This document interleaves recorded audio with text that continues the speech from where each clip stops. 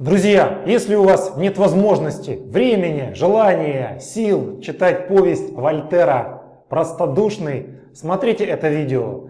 Вы будете знать о том, как жестокий мир диктует свои условия простому открытому парню.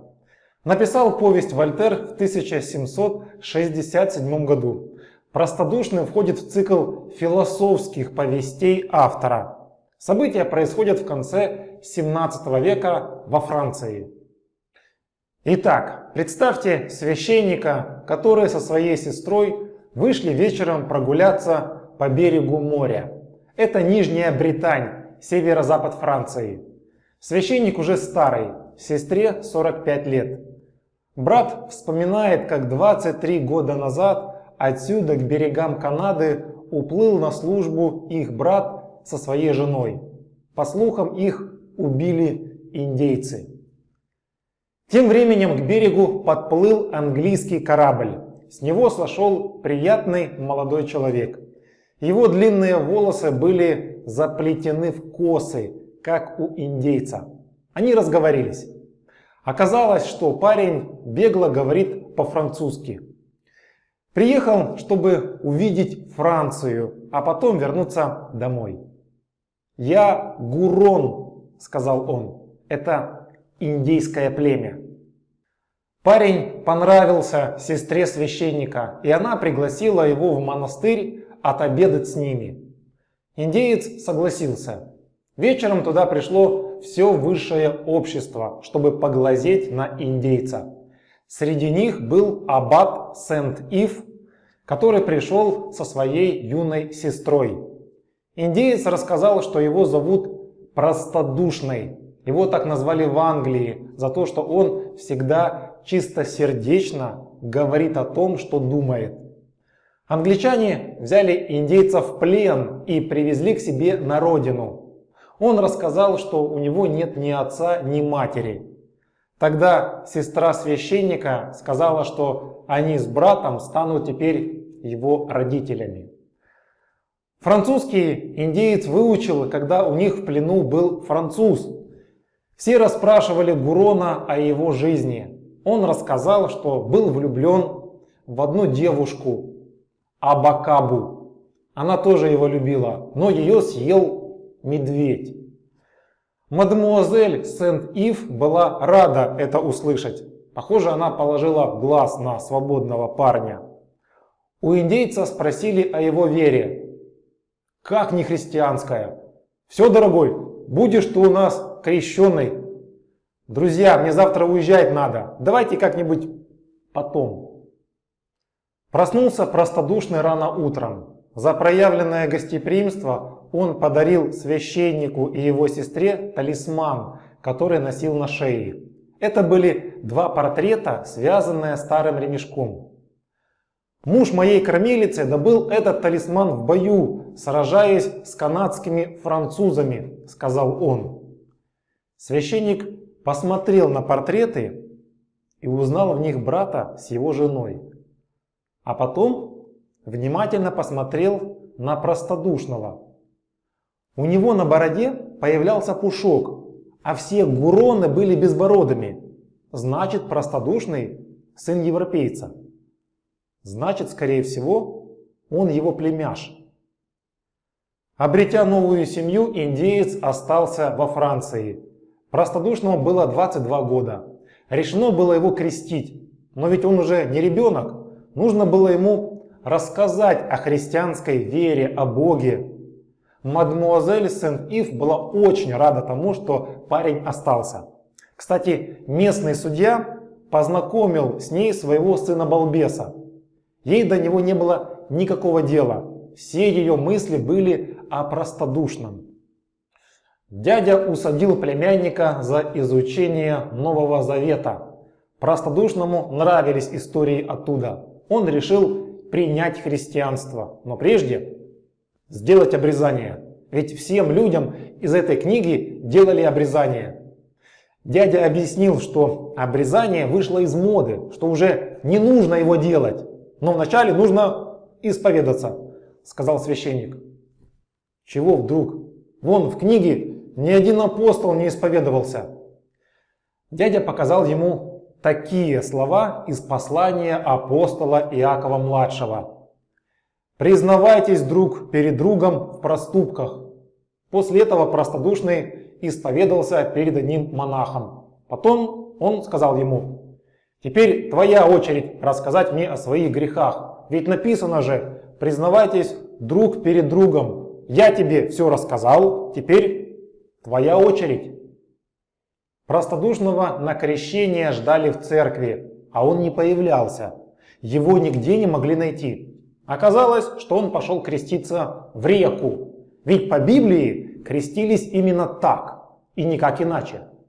Потому, друзья, хватит мне голову морочить: или в реке, или никак. Даже епископ его уговаривал, без толку. Тогда тетя вспомнила, что простодушный засматривался на мадмуазель Сент-Ив. Она позвала девушку, чтобы та уговорила племянника покреститься в церкви. Девушка подошла к парню. «Сделайте это ради меня, пожалуйста». Парень растаял, сразу пошел в церковь. Именно мадемуазель Сент-Ив стала крестной матерью индейца, чему очень радовалась. А ее брат, аббат, стал крестным. Такой эмоциональный поступок девушки впоследствии повлек за собой трагические события. Но тогда она была счастлива. Новокрещенного нарекли Гераклом. Все женщины знали о 13-м подвиге Геракла и понимали, что имя парень подобрал правильное. Ведь мифический Геракл за ночь сделал 50 девиц женщинами. Когда Геракл остался наедине с мадмуазель Сент-Ив, то сказал, что его первая любовь Абакаба отдыхает по сравнению с ней. В общем, влюбился наш Геракл, девушка тоже. Она говорит, что теперь нужно получить согласие родных. Простодушный не понимает. Зачем? Я ведь когда хочу есть или спать, ни у кого не спрашиваю, так и здесь. Зачем кого-то спрашивать? Поженимся и все. Утром простодушный сказал дяде и тете, что хочет жениться на мадмуазель Сент-Ив, и она тоже хочет выйти за него. «Нельзя, дорогой, — говорит дядя, — это страшный грех — жениться на своей крестной матери». «Дядя, ты так шутишь? В Библии нигде не написано, что это запрещено. Если это так, то я увезу ее и раскрещусь».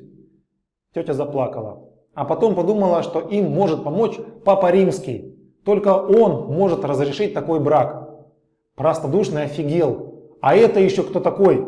Ни о каком Папе Римском в Библии нет ни слова. Вообще, какого хрена мужик, который живет хрен знает где, разговаривает на непонятном мне языке, будет решать, могу ли я жениться на той, кого хочу?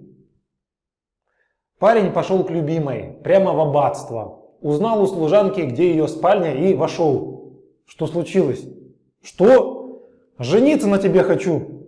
И женился бы, если бы благовоспитанная девушка не запретила ему вот так вот просто утром жениться на ней.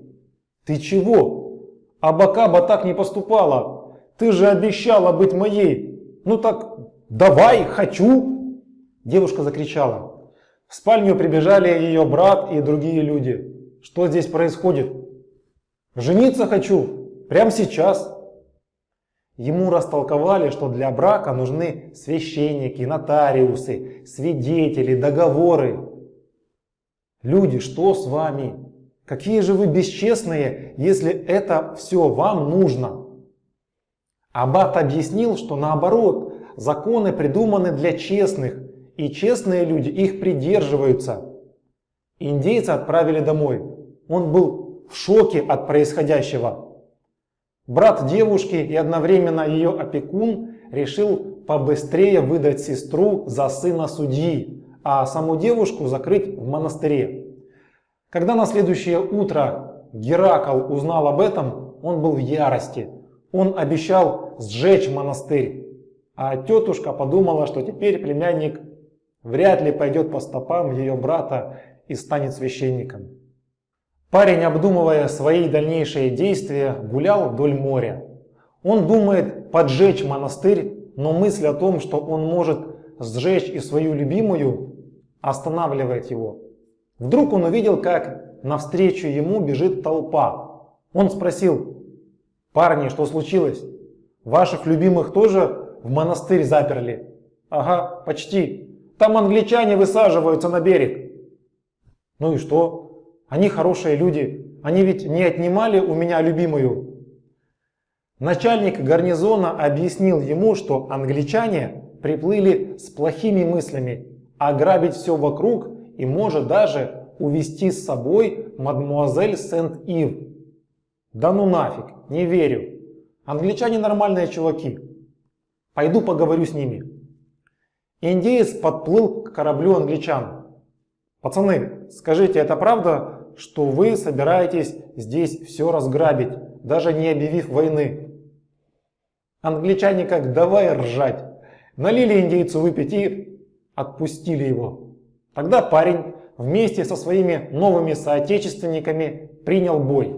Он вел себя храбро, за ним пошли остальные, и вскоре англичане были вынуждены покинуть французский берег. Все вокруг хвалили простодушного. На такой волне индеец говорит: «А теперь в монастырь, освободить мою любимую». Но его удерживают от этого шага и советуют обратиться в Версаль, к королю Франции. Простодушный уверен, что король разрешит ему жениться на любимой. В бою он нашел кошелек с деньгами, который потерял кто-то из англичан, так что на дорогу у него деньги были. Геракл поехал в Версаль. Когда он проезжал город Самюр, то удивился, почему город такой пустой, и многие семьи выезжали из него. В гостинице за ужином он узнал, в чем дело. Протестанты рассказали, что от них требуют, чтобы они признали Папу Римского, а они не желают этого делать. Их король пошел на поводу у Ватикана и поэтому изгоняет своих верных подданных с их земель.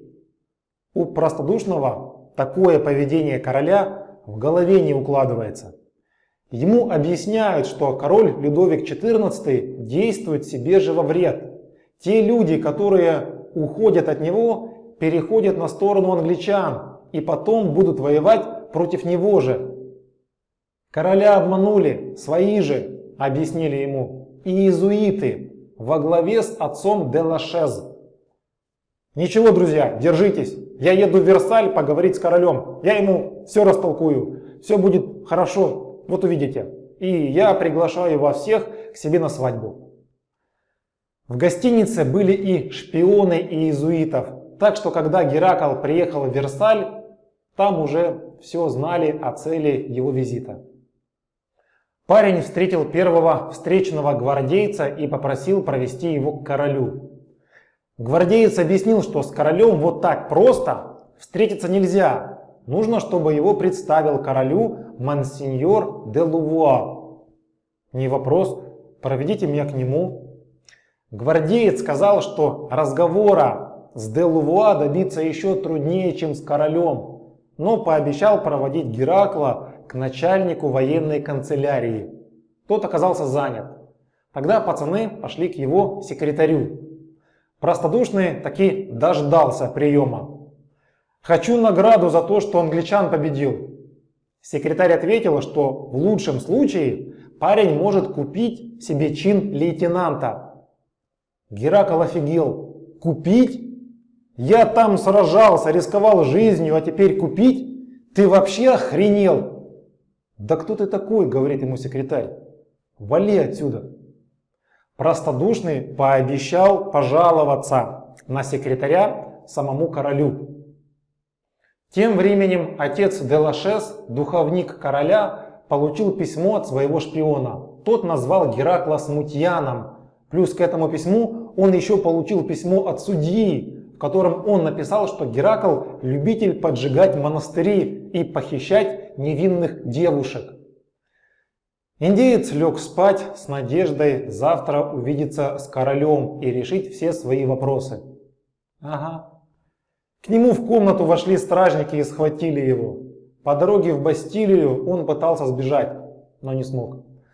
Парня бросили в камеру к старому отшельнику Гордону. который сидел уже 2 года. Гордон был философом-янсенистом, то есть его осуждала католическая церковь. Парень с легкостью рассказал ему о своих приключениях. «Да, непонятно, почему ты здесь», — сказал философ. Гордон сидел в тюрьме из-за своих религиозных взглядов. Он не признавал величия Папы Римского, а считал его обычным епископом. Старик был очень умным, а парень хотел много всего знать, потому они сдружились. У старика было много книг по геометрии, астрономии, истории. Простодушный все их читал, но по ночам вспоминал свою любимую и страдал. Так проходили дни, недели, месяцы. После прочтения исторических книг индеец понял, что мир жестокий. Старик поражался сообразительности парня. Он считал, что простодушный намного ближе приблизился к истине, чем он сам за всю жизнь. Как-то старик и юноша обсуждали пьесы, древнегреческие, современные. От Мольера парень был в восторге. Особенно ему нравился Тартюф. Простодушный рассказал Гордону, что он думает о его заключении и вообще о янсенистах. После этого старик приходит к мысли, что он здесь зря страдает, без толку. Тем временем родственники простодушного через 6 месяцев отсутствия о нем каких-либо сведений решили, что он умер. Но однажды они получили письмо от одного гвардейца, который видел, судя по всему, их племянника. Вечером его куда-то увезли, и после этого он парня больше не видел. Тетушка решила ехать с братом в Париж, чтобы найти племянника. Они заручились поддержкой местного епископа и поехали. Ничего в Париже не узнали, все их футболили. Никому не было никакого дела до какого-то там юноши. Они вернулись. Судья торопил свадьбу своего сына-балбеса с мадмуазель Сент-Ив. Ее даже ради этого выпустили из монастыря. Девушка решила использовать этот шанс и поехать самой в Париж, чтобы отыскать своего любимого. Она была уверена, что красивой девушке там не откажут. В этом она была права. В день свадьбы она сбегает. За ней сразу же организовали погоню, но она успела оторваться. Девушка оказалась в Версале, где никого не знала. Благодаря священникам она поселилась у одной женщины. Потом с ее помощью отыскала того гвардейца, который видел Геракла. Он сказал, что последний человек, с кем общался ее любимый, был секретарь в министерстве. Девушка пошла к нему. Секретарь ей сказал, что парень уже год как в Бастилии, и там, скорее всего, останется до конца своих дней. Секретарь не может ничем ей помочь, но направил к человеку, который сможет это сделать, к господину Сен-Пуанжу. Девушка приходит к нему на прием. Пораженный ее красотой, Сен-Пуанж говорит прийти ей вечером, чтобы детально обо всем поговорить. Она пришла, рассказала все как есть, упала на колени и просила освободить своего любимого. Сен-Пуанж любовался девушкой. Он сказал, что поможет ей в обмен на то, что он будет у нее первым любовником. Обещал ей вдобавок деньги, почести, выгодные должности, и чем больше обещал, тем сильнее ее хотел. Конечно, девушка отказалась от такого предложения. Она все рассказала женщине, у которой жила. Та посоветовала обратиться за советом к священнику. Девушка рассказала ему, что есть один тип, который в обмен на освобождение из тюрьмы ее любимого хочет заняться с ней сексом. «Скажите мне имя этого негодяя, я расскажу о нем отцу Лашезу, и того самого отправят в тюрьму». Сен-Пуанж: «Да ну, ты что-то перепутала. Он настоящий христианин, он никогда не мог такого предложить». Священник убеждает ее ради спасения жизни парня сделать то, о чем просит ее Сен-Пуанж. Привел ей в примеры подобные поступки других женщин, описанных в религиозных книгах, что это не грех, если ради кого-то. Девушка хотела умереть, чтобы не делать страшный для нее выбор. Женщина ей сказала, что сейчас многие должности так и получают, через постель. Так что не она первая, не она последняя. Надо дать. Я ведь тоже для своего мужа так его должности получала. Он об этом знает. И не только не порицает меня, а наоборот благодарит. И чем красивее жена, тем лучше должность будет у ее мужа. Девушка была в шоке. Да я к королю брошусь в ноги, буду его просить. Не получится. Вас в монастырь упрячут до конца дней ваших. А тем временем Сен-Пуанж прислал девушке в подарок дорогие серьги. Она даже на них не взглянула. Девушка не видела иного способа помочь своему любимому. Она надела серьги и пошла к Сен-Пуанжу. Он показал ей приказ об отмене ареста, указ о крупной денежной награде и патент на капитанский чин. Когда мужик делал свое дело, она думала о простодушном. Утром девушка, испытывая позор, поехала в Париж освобождать любимого. Она ненавидела себя. Алмазные серьги оставила, даже не взглянув на них. Простодушного освободили. Он был крайне удивлен, ведь кроме свободы ему причиталась денежная награда и капитанский чин. При его виде девушка потеряла сознание. Когда пришла в себя, то рассказала, из-за кого он оказался в тюрьме. Из-за судьи. О том, чего стоило ей его освобождение, она не рассказала. Тогда простодушный сказал, что если она благодаря своим связям смогла добиться его освобождения, то пусть она замолвит слово за старика-философа, который стал ему как отец. Девушка с трясущимися руками написала письмо Сен-Пуанжу. Старика освободили, а Сен-Пуанж пригласил девушку к себе на завтра. Конечно же, она не собиралась к нему больше идти.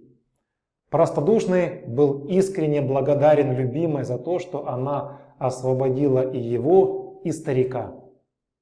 В Париже уже были брат девушки, тетя и дядя простодушного. Судья со своим сыном сразу же свалили. Все удивлялись, почему девушка не радуется. На карете за мадмуазель подъехала женщина-советчица.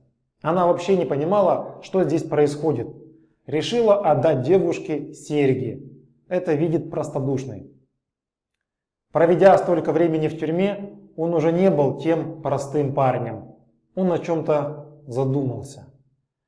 Тем более, что любимая своим поведением только подкрепляла его опасения. Девушке стало плохо. У нее начался жар. Врач-халтурщик только ухудшил ее состояние. Но главный недуг был в душе. Душа убивала ее тело.